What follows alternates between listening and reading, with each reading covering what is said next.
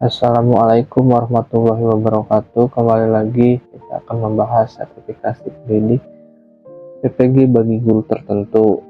Nah, yang akan kita bahas di modul yang pertama, prinsip pengajaran dan asesmen umum. Nah, yang akan kita bahas itu di jurnal modul yang pertama itu prinsip pengajaran dan asesmen umum. Jurnalnya ini seperti ini, sudah centang hijau, artinya sudah terverifikasi. Yang belum di subscribe dulu, dan jangan lupa klik loncengnya agar mendapatkan informasi terupdate dari Guruku Mengajar. Nah, sebelum masuk ke sini kita klik dulu. Nah, di sini ada deskripsi, ada refleksi. Nah, di sini yang akan kita lihat. Jadi sebelum kita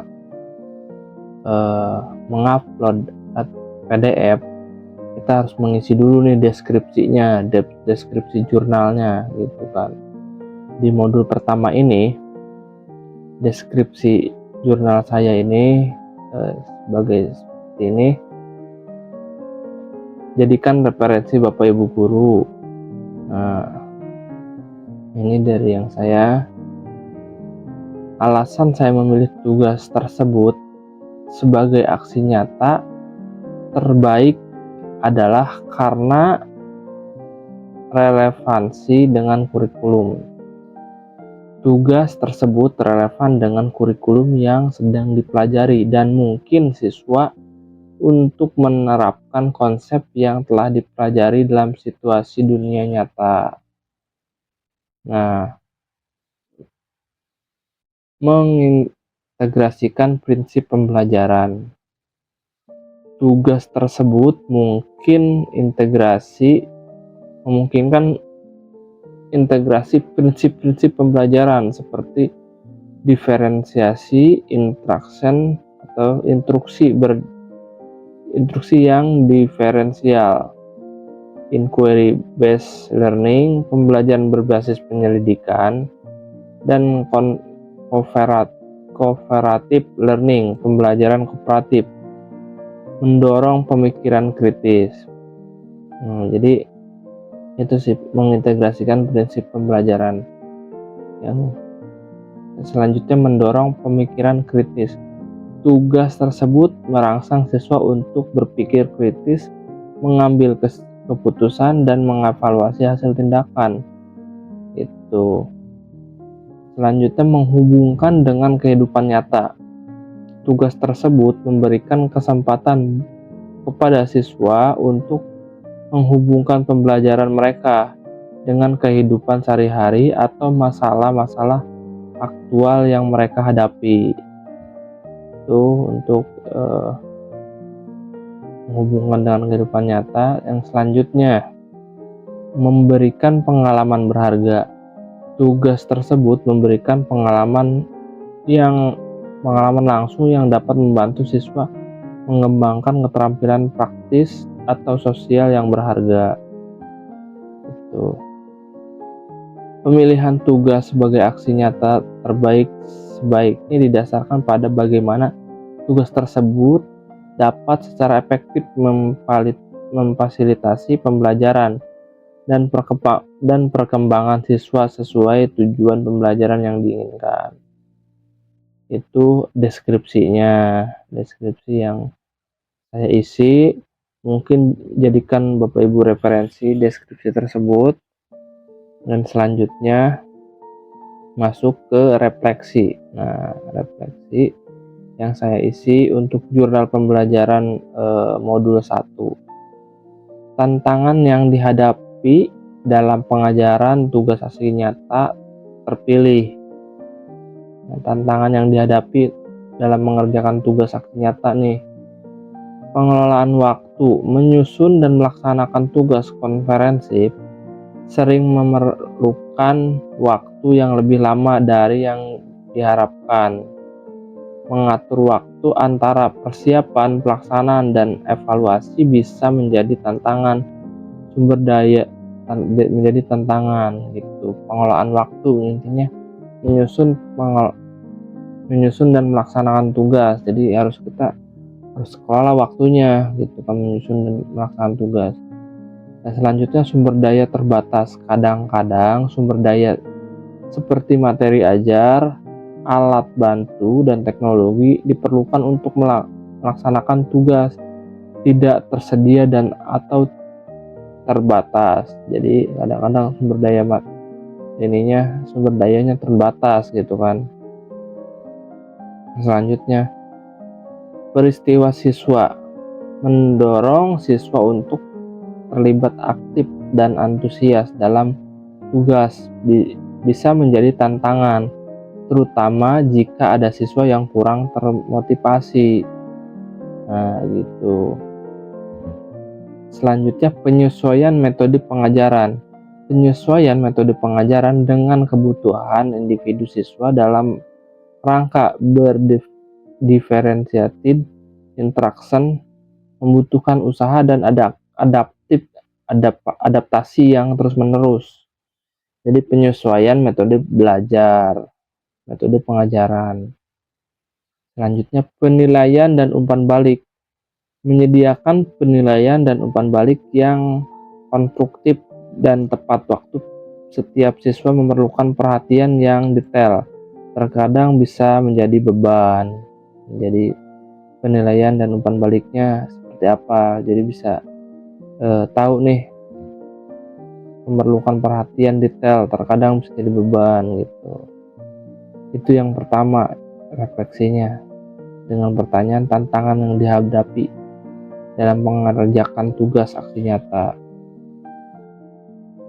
Reflektif yang kedua, pertanyaannya itu hal menarik yang ditemukan saat mengerjakan tugas aksi nyata. Dan apa nih yang menariknya? Inovasi dalam pembelajaran,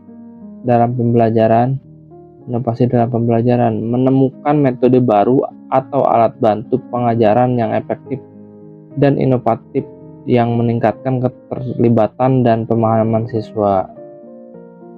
Kerjasama siswa, melihat siswa bekerja sama dalam tim, saling membantu dan berbagi ide yang memperkaya pengalaman belajar mereka, meningkatkan keterampilan. Itu jadi kerjasama siswa, melihat siswa bekerja sama dalam tim, saling membantu dan berbagi ide yang memperkaya pengalaman belajar mereka. Yang selanjutnya itu meningkatkan keterampilan. Menyaksikan peningkatan keterampilan siswa dalam area tertentu, baik itu keterampilan akademik maupun keterampilan sosial. Nah, itu jadi meningkatkan keterampilannya gitu.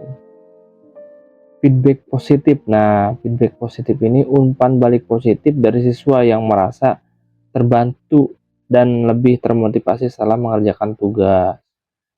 Jadi umpan baliknya apa? Umpan balik positifnya gitu. Penerapan teori ke praktek. Melihat bagaimana teori pembelajaran dapat diterapkan secara praktis dan efektif di kelas. Kita teorinya itu harus dipraktekkan agar melihat praktis dan efektifnya di kelas.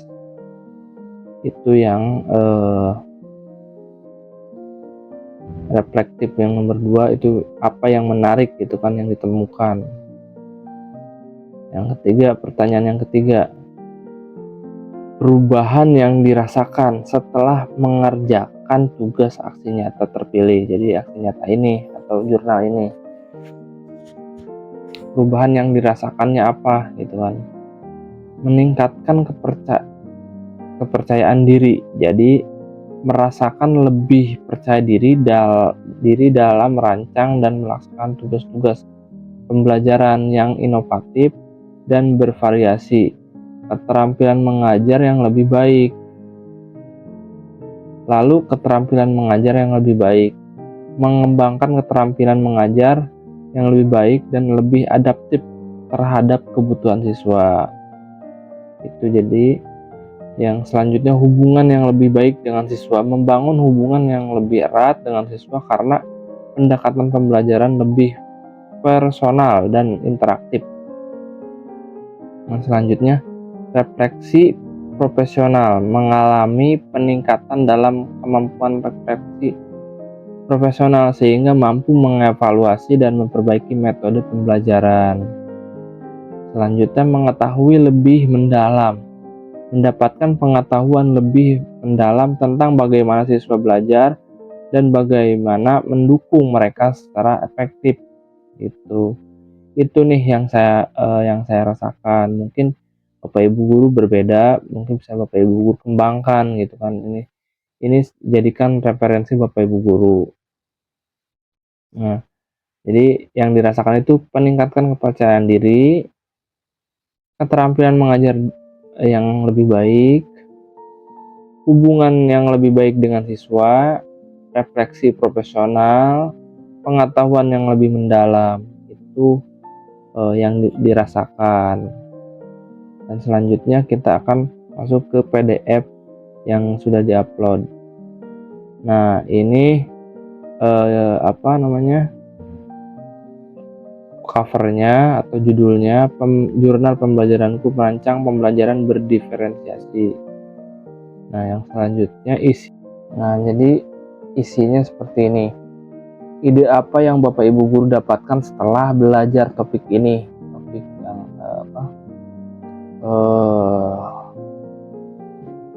modul pertama gitu kan.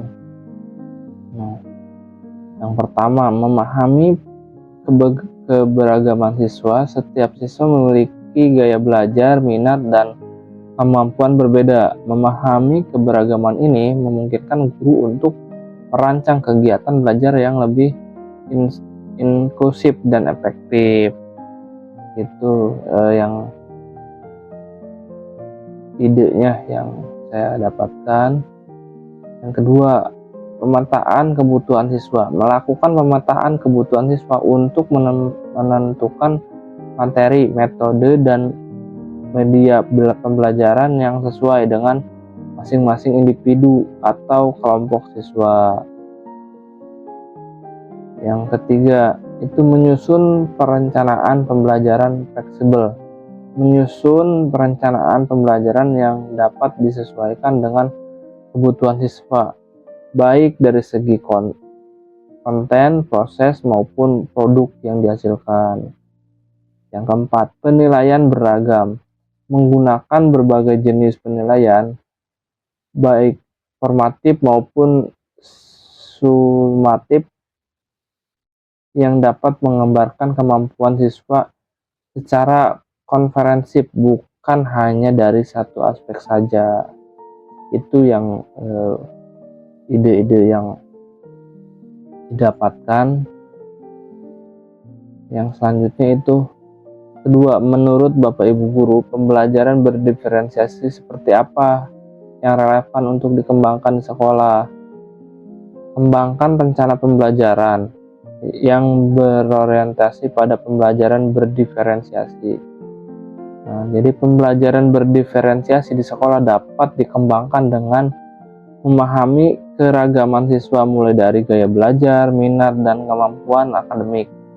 Rencana pembelajaran harus mencakup tujuan yang jelas, konten bervariasi sesuai tingkat pemahaman siswa, dan metode pembelajaran beragam seperti yang didiskusikan kelompok dan proyek. Pengelompokan siswa dapat dilakukan berdasarkan minat atau kemampuan untuk menyesuaikan kegiatan pembelajaran. Penilaian harus mencakup berbagai aspek kemampuan menggunakan formatif dan sumatif, serta memberikan umpan balik yang konstruktif, kolaborasi dengan rekan guru, dan komunikasi dengan orang tua juga penting untuk mendukung keberhasilan pembelajaran berdiferensiasi. Jadi berdiferensiasi ini pembelajaran berdiferensiasi yang relevan yang dikembangkan Bapak Ibu guru. Itu untuk berdiferensiasi. Yang selanjutnya isinya itu rancangan pembelajaran berdiferensiasi. Nah, rancangannya yang pertama itu menentukan tujuan pembelajaran pada mata pelajaran IPAS kelas 5. Nah, baik dari segi konten, proses maupun produk yang dihasilkan. Yang ketiga, menentukan berbagai jenis penilaian baik formatif maupun sumatif yang dapat menggambarkan kemampuan siswa secara konferensif, bukan hanya dari satu aspek saja. Itu bukan dari satu aspek saja. Perencanaan pembelajaran diferensiasi. Jadi ada 3 nih perencanaannya. Yang pertama menentukan tujuan, yang kedua baik dari segi konten atau materinya, yang ketiga menentukan berbagai jenis penilaian. Jadi mengevaluasi lah ya penilaian.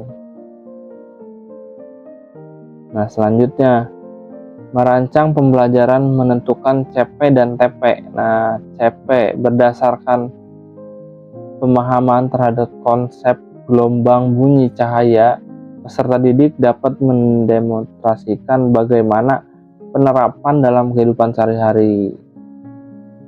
Nah, TP menjelaskan sifat-sifat cahaya dan bunyi, menentukan percobaan sederhana untuk menentukan sifat cahaya dan bunyi. Itu. Yang ketiga, mengidentifikasi penerapan sifat-sifat cahaya dan bunyi dalam kehidupan sehari-hari. Itu menerapkan pembelajaran CP dan TP-nya. Nah, merancang asesmen awal. Yang pertama, asesmen menggunakan formatif jabatan singkat. Yang kedua, membuat pernyataan terbuka. Yang ketiga, menyampaikan instruksi kepada siswa.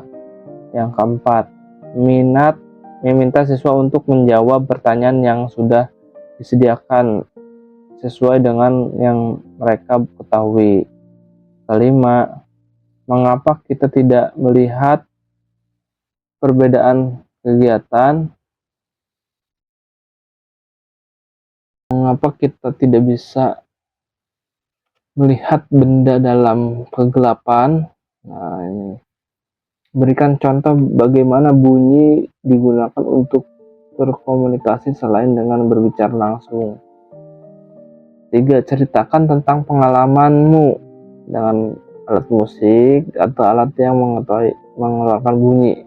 Bagaimana alat tersebut menghasilkan bunyi. Itu merancang asesmen awal. Nah, selanjutnya merancang kegiatan pembelajaran. Nah, kita harus merancang kegiatan awal 15 menit. Pendahuluan, guru menyapa siswa dan mengecek kehadiran.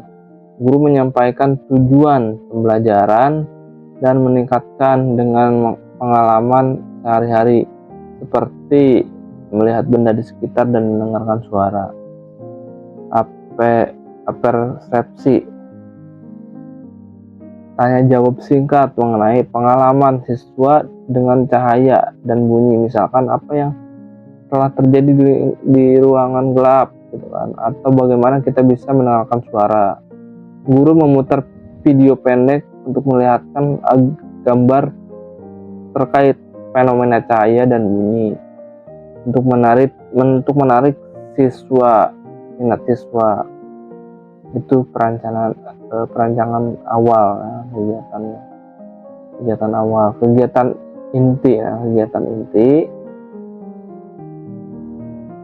inti 75 menit menggunakan berbagai media untuk menjelaskan materi seperti gambar, video, demonstrasi langsung, misalnya menggunakan diagram atau ilustrasi untuk siswa visualisasi serta menggunakan model dan benda nyata.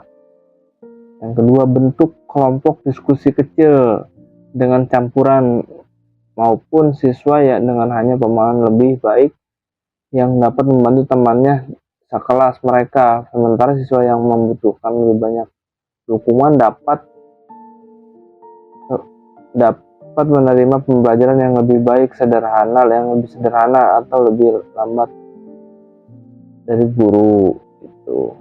Keempat, siswa dapat memilih antara beberapa percobaan yang berbeda yang melibatkan cahaya dan bunyi. Tergantung pada minat mereka, ini bisa termasuk eksperimen, seperti menggunakan prisma yang memecahkan cahaya putih menjadi spektrum warna, menggunakan berbagai bahan untuk melihat bagaimana bunyi melambat melalui media perbedaan, misalnya air, udara, dan benda padat. Itu kegiatan inti. Nah, kegiatan akhir 15 menit ya kan. Kegiatan akhir yang pertama, guru mengajak siswa untuk merefleksikan pembelajaran yang telah dilakukan dan dapat mengajukan pertanyaan terbuka seperti apa yang baru kamu pelajari tentang cahaya dan bunyi hari ini. Nah, yang kedua, siswa diminta untuk membuat laporan singkat tentang hasil percobaan mereka dan bagaimana hal tersebut terkait dengan kehidupan sehari-hari. Yang ketiga, gunakan guru bersama siswa menyimpulkan pembelajaran hari itu dan memberikan motivasi untuk terus belajar dan eksplorasi lebih lanjut. Yang keempat itu doa, gitu. Kegiatan akhir 15 menit. Umpan balik penggunaan berbagai jenis teks dan media gambar, video, cerita bergambar serta bermanfaat dalam mengakomodasi berbagai gaya belajar siswa. Ini menunjukkan siswa untuk memilih bahan yang sesuai dengan minat dan kemampuan mereka. Yang kedua, kegiatan percobaan memberi siswa pengalaman langsung yang membantu dan dalam memahami konsep abstrak seperti cahaya dan bunyi. Mungkin siswa memilih eksperimen berdasarkan minat mereka, juga meningkatkan keterlibatan. Jadi itu umpan baliknya ada dua. Nah, refleksi. Percobaan praktis sangat membantu dan memperkuat pemahaman teoritis, namun perbedaan kemampuan siswa perlu diakomodasi lebih lanjut dengan menyediakan dukungan tambahan untuk memerlukan tantangan tambahan bagi yang lebih mampu. Tugas dan proyek tambahan harus dirancang untuk memperkaya pembelajaran, bukan hanya sekedar mengisi waktu. Mereka harus relevan, bermakna, dan sesuai dengan kebutuhan dan minat siswa. Itu refleksinya. Dan selanjutnya terima kasih. Jadi itu PDF yang dibuat lalu diupload. Ya, jadi buatnya bisa dari PowerPoint ataupun Canva. Lalu kalau misalkan dari Canva itu diekspornya ke PowerPoint, dari PowerPoint kita, dari komputer kita diekspor ke PDF. Jadi ke PowerPoint dulu baru ke PDF. Nah, ini jangan screenshotan dijadikan PDF atau dijadikan jurnal ini, karena screenshotan nggak akan terverifikasi itu. Jadi ini bisa diketik ulang, buat di PowerPoint-nya, di PDF-nya. Tidak disarankan untuk gambar atau screenshot dimasukkan ke PDF, nantinya tidak akan terverifikasi. Itu pembelajaran atau jurnal pembelajaran berdiferensiasi. Untuk merancang pembelajaran diferensiasi, jurnal pembelajaran modul 1 prinsip pengajaran dan asesmen umum. Itu yang bisa saya sampaikan untuk jurnalnya. Jadikan referensi Bapak Ibu guru. Nah, yang belum subscribe di subscribe dan diklik loncengnya, jangan lupa diklik like. Oke, terima kasih. Assalamualaikum warahmatullahi wabarakatuh.